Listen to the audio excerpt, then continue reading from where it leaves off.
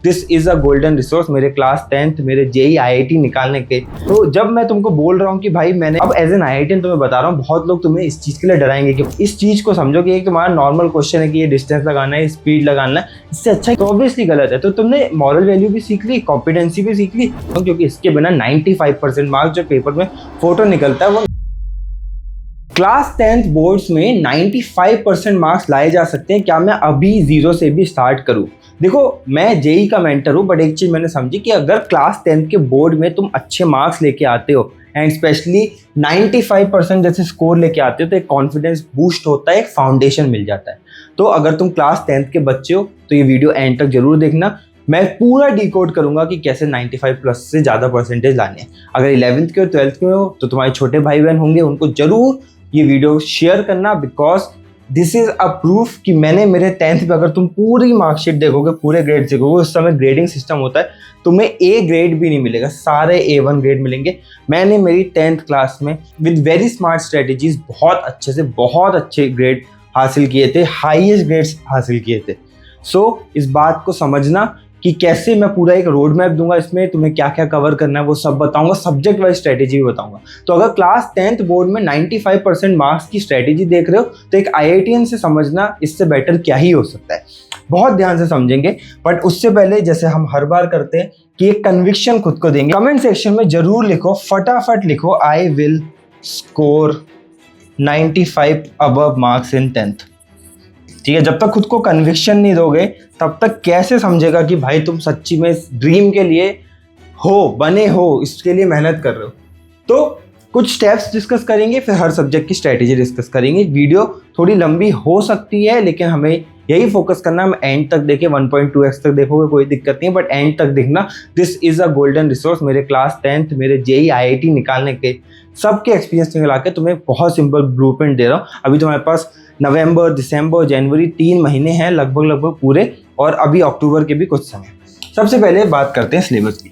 जब भी आप 95% जैसे स्कोर को कभी भी अगर आप एम करते हो तो आप कभी भी सिलेबस में कुछ इक्का दुक्का छोड़ नहीं सकते हो। ठीक है, आपको सब कुछ कवर करना पड़ेगा। ठीक है, यहाँ ये जो बहुत फेमस रूल है 80-20 काम नहीं आएगा, क्योंकि 80% सिलेबस, 80% क्वेश्चंस आते हैं 20% सिलेबस से, बट आपको 80% मार्क्स नहीं लाने, आपको 95% मार्क्स लेके आने।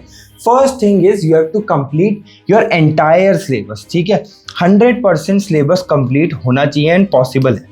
कब तक होना चाहिए?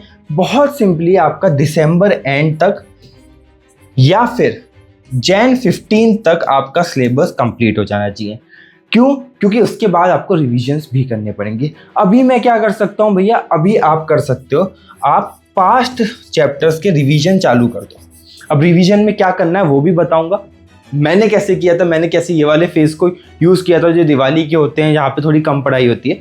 बहुत ध्यान से सुनना, आपको स्प्लिट टाइम टेबल यूज़ करना है। स्प्लिट टाइम टेबल क्या बोलता है कि जब आपका स्कूल होगा, जिस भी दिन आपका स्कूल होगा, आप करंट पे फोकस करेंगे। जो करंट सिलेबस चल रहा है, थोड़ा थोड़ा 20% सिलेबस सबका बच्चा होगा, करंट सिलेबस पे फोकस करेंगे। जिस दिन आपका हॉलीडे होगा, आप फोकस करेंगे पास्ट रिवीजन पे।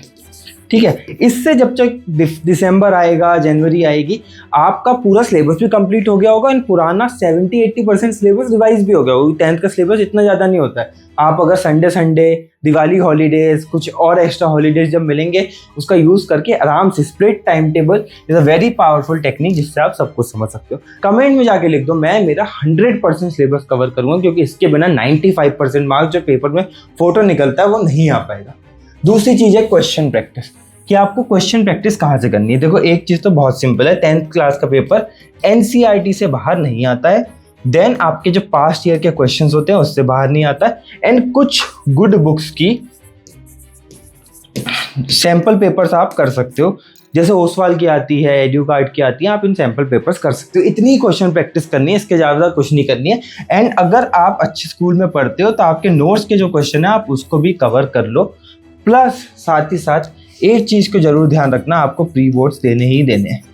ठीक है, तो अभी अब तक हमने क्या समझा कि हमें सिलेबस क्या कवर करना है, हमें क्वेश्चंस क्या लगाने, मोटा मोटे यही क्वेश्चंस लगाने। इसके अलावा जब हम रिवीजन करेंगे तो हम क्वेश्चन बैंक्स लगाएंगे, बट अभी तो आप तीन चीज़ों से क्वेश्चन लगाओ। आप एनसीईआरटी के क्वेश्चन लगाओ, आप पीवाईक्यू के क्वेश्चन लगाओ, आप अच्छी गुड के बुक्स के क्वेश्चन बैंक्स लगाओ, या फिर आप सैम्पल पेपर्स लगाओ। ठीक है, एक चीज़ और ध्यान से समझना कि अब क्लास 10th भी कॉम्पिटेंसी बेस्ड क्वेश्चन पूछता है।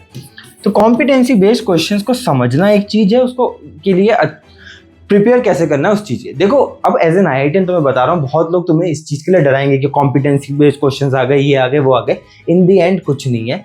तुम्हारा जो नॉर्मल क्लास वाला क्वेश्चन होता था जिसमें कोई रियल वर्ल्ड सिनेरियो नहीं होता था, इसको बदल के रियल वर्ल्ड सिनेरियो में डाल दिया और कुछ नहीं है, ताकि तुम चीज़ों को एनालाइज कर सको, रियल वर्ल्ड के लिए रेडी हो सको। बहुत अच्छी पहल है सीबीएसई की, या फिर जो भी बोर्ड स्टेट बोर्ड एग्जामिनेशंस भी ये करा रहे हैं, बहुत अच्छी पहल है।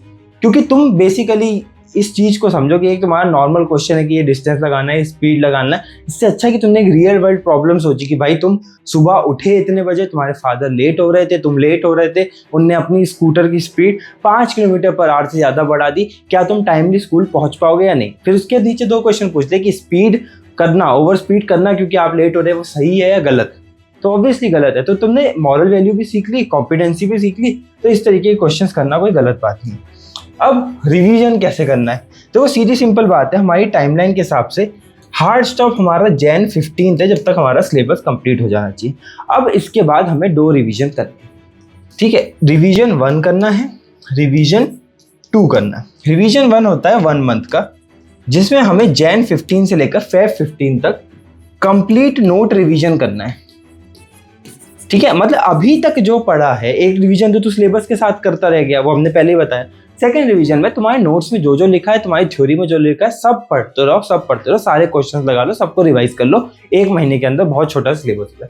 रिवीजन थ्रू आपको पूरा आंसर राइटिंग प्रैक्टिस करना है। मतलब भैया देखो सीधी सिंपल बात है, रिवीजन 2 में आपको सारी थ्योरी आती है, अब आप लिख के तैयारी करोगे। इसमें सिर्फ 2 रिसोर्सेज यूज करोगे, एक तो क्वेश्चन बैंक और एक सैम्पल पेपर। इन 2 रिसोर्स का ही यूज करोगे। इधर आपकी खुद की एनसीईआरटी, आपके खुद के नोट्स, क्लास के नोट्स सब कुछ आएंगे। इधर पे क्वेश्चन बैंक, सैम्पल पेपर, या फिर मैक्स टू मैक्स पीवाईक्यू भी कर सकते हो। कुछ लोग पीवाईक्यू को बिल्कुल एग्जाम से 2-3 दिन पहले लेते हैं कि भाई पीवाईक्यू को एज अ पेपर दूंगा। बट इसी तरीके से 2 रिविजन में 95% मार्क्स गारंटी हो जाएंगे फिर, क्योंकि तीसरा रिवीजन तो आपके एग्जाम से पहले हो ही जाएगा। अब सब्जेक्ट्स को कैसे टैकल करना है ये भी तुम्हें समझाता हूँ कि सब्जेक्ट्स को कैसे देखा जाता है। देखो कैटेगराइजेशन है, बोर्ड का टीचर, हर सब्जेक्ट का टीचर बड़ा डिफरेंट है, उसके तरीके डिफरेंट है, उसके एग्जामिनेशन और उसका रिव्यू भी डिफरेंट है।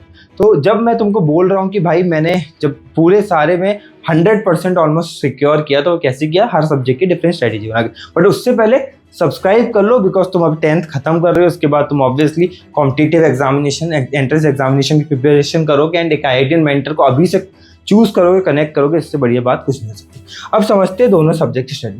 देखो मैथ्स में जब भी आपको मार्क्स चाहिए होंगे, आपको सिर्फ फोकस करना है स्टेप बाय स्टेप सॉल्यूशन में।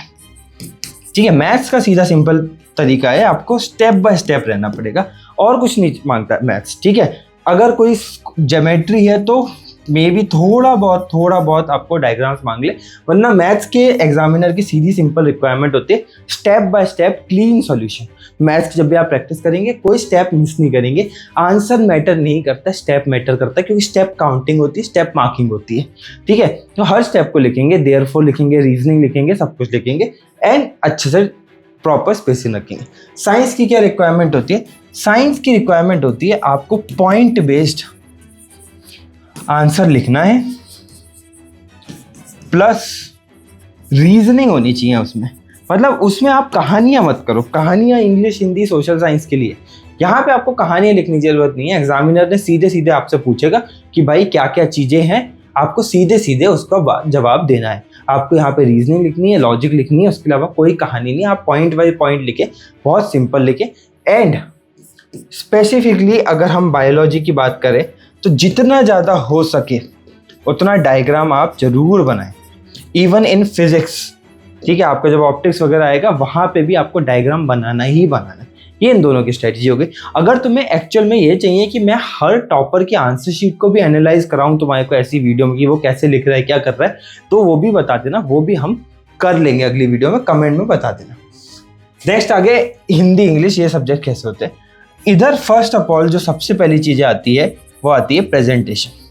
इन दोनों के एग्जामिनर्स कुछ और नहीं देखते हैं, ये देखते हैं आपकी प्रेजेंटेशन कितनी अच्छी है। डोंट माइंड, बट ये ऐसा होता है, यहाँ राइटिंग मैटर करती है, ठीक है। जैसे मैं लिख रहा हूँ वैसे लिख के मत आ जाना।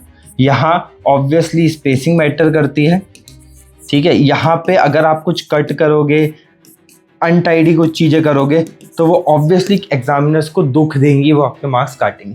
अब अच्छी राइटिंग का मतलब ये नहीं होता कि भाई राइटिंग तो सबकी गॉड गिफ्टेड है, राइटिंग का क्या है भाई, वो तो सुधर नहीं सकती। अच्छी राइटिंग एग्जामिनेशन के मन में होती है neat, clean, spacious and readable, ठीक है।